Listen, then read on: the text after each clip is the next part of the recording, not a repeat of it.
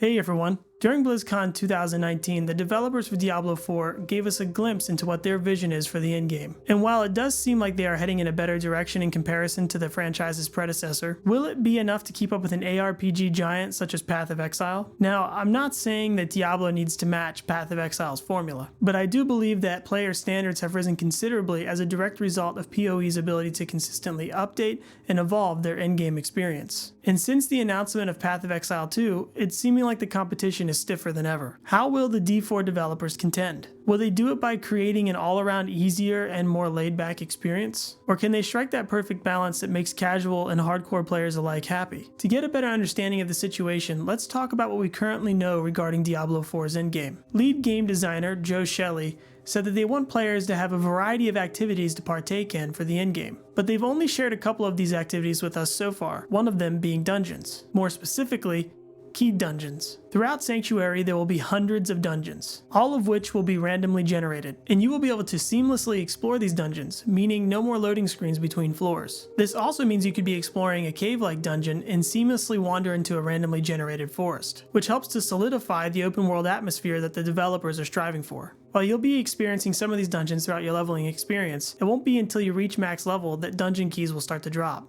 Each one of these keys will be associated with a specific dungeon, and when that key is used, it turns into a max level dungeon with an associated rank. This rank can increase, which in turn increases the difficulty of the dungeon and the quality of the loot. By now you might be asking yourself, can the rank of these keys just keep going up? And if so, wouldn't that just make them like greater rifts? And you wouldn't be too far off in your thinking. But there are some added complexities here that we'll get into soon. It's also worth mentioning that keys are going to be very common, and they'll be salvageable for crafting materials. But there's still no word on if the keys will be tradable or not. During an interview with Joe Shelley, Twitch streamer Quinn69 asked if keyed dungeons are going to infinitely scale, and this was Joe's response. They will scale, I don't know if they'll infinitely scale, but they'll scale to an extent that there's no concern about reaching the maximum. Yeah, oh, what? Okay. Now, if you're like me, I'm sure the panic is already starting to set in, but don't freak out just yet because it may not be as bad as it seems. Quinn also asked if there will be leaderboards associated with pushing keyed dungeons. Yeah, we like leaderboards when they're meaningful to, and the case where they tend to be most meaningful is when there's a fairly small group of people who are competing for that thing. Yeah. We find if you look at Diablo 3 leaderboards, yeah, there are, 100 or maybe 500 people who care about that. Yeah, that's me. And like 10 at the top end, bro. Like, sure, and there are people who are 40,000. Yeah. And the leaderboard isn't super useful to them. Yeah. Like I said, we have a long way to go. Okay.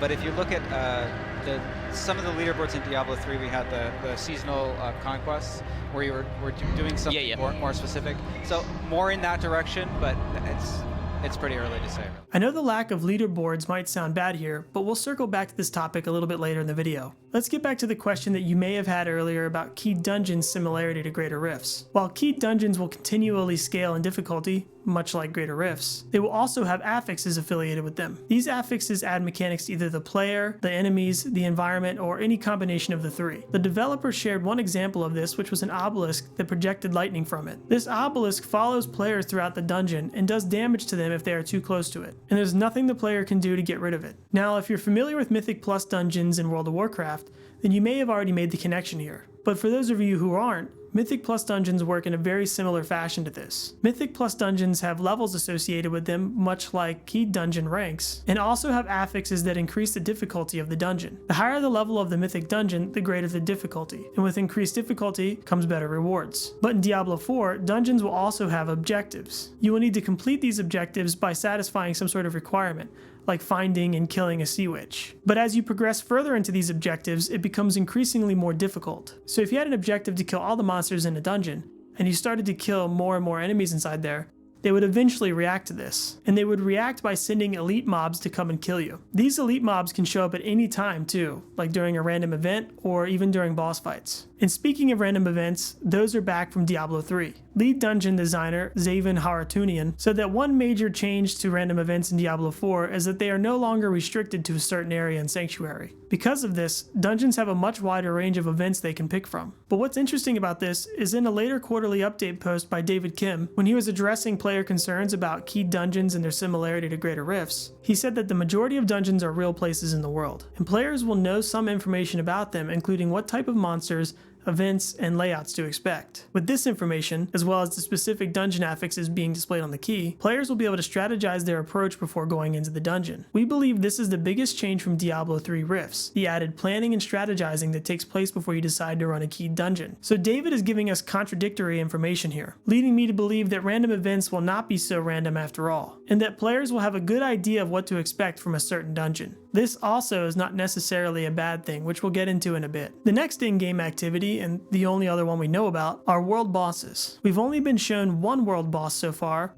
which is the Demon Ashava. We know very little about world bosses so far, other than they're going to take a large group of people to kill. And each boss they create will have some unique design system associated with their new stagger system. This stagger system is essentially a bar displayed below the boss's health. And any type of crowd control done to that boss, like slows, freezes, or stuns, start to fill that bar up. When the bar is filled, a unique mechanic specific to that boss happens. In the case of Ashava, the blades on its arms fall off, making that boss fight much easier to deal with. Now that we are familiar with the in-game activities in Diablo 4, we can better discuss the pros and cons of the current systems. When it comes to ever-scaling content, I find it to be poor design for many reasons, with one of the biggest reasons being reduced player options. If one of the primary in-game areas scales indefinitely, then players will feel the need to play the strongest achievable build for their class to push that content. This inherently makes other builds less appealing and essentially reduces the options a player has in terms of build customization. But since we don't know what other plans the developers have for the endgame, it's quite possible that this system ends up being like Path of Exile's Delve system, where the difficulty also scales to a point that a player would never reach. But outside of competitors during certain events,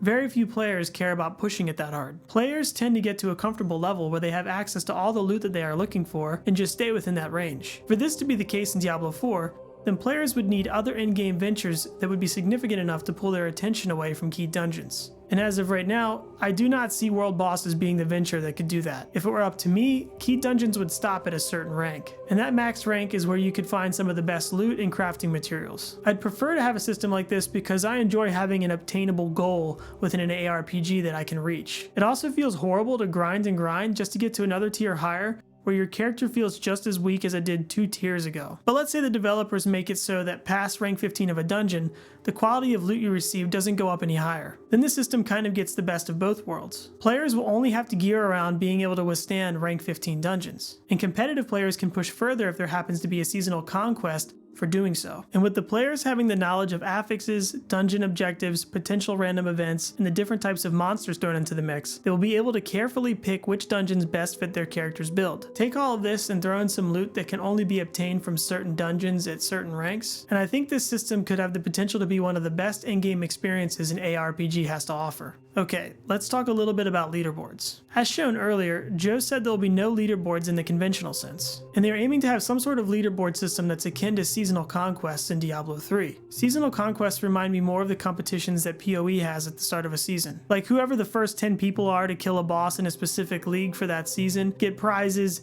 and recognition for doing so. I actually think this is the right approach as a substitute to a more traditional leaderboard system. It creates a lot of hype around the start of the season where it matters most, and has the potential to keep people interested throughout the season as well. It would be really cool to see some kind of weekly conquest system. And during this weekly conquest, there's a specific dungeon where players have to try to push it as far as they can go. I think this is just one simple way the developers can keep players interested throughout a season. And lastly, we have world bosses. I'm honestly really concerned about world bosses. There's just something about fighting a world boss in the Diablo universe with a ton of people that just makes the game lose its intimacy. And there aren't many scenarios where I see them being interesting. If these bosses have specific items that can only drop from them and they aren't guaranteed, then how will respawn timers work? Does this mean if the boss drops something that I need for my build that I just AFK at the spawn and wait for it to pop back up again? Or maybe they'll work like World of Warcraft bosses where you can only get loot from them once a week, or you'll only see them every few hours. And if they don't have unique loot tables, then they just become some boring thing that you occasionally come across with generic loot tables. The only instance where I could see them being kind of engaging is if the world bosses drop their own unique crafting material, and you could ride around Sanctuary trying to farm these mats for some item you're trying to craft. We'll just have to wait to hear more about them. So will the Diablo 4 developers be able to contend with modern day ARPGs in terms of in-game content? I think with some proper adjustments to their key dungeons, it could really be an amazing experience for players, capable of making both the casual and hardcore players happy. It would at the very least hold up in the modern era, and if done right, maybe even set the bar higher for other contenders. As for world bosses, I think the developers really have their work cut out for them here, and I really hope they can figure out a way to make them fun and engaging for players. Their new direction with leaderboard systems sounds really interesting, and I think it has the potential to entice hardcore players into returning every season.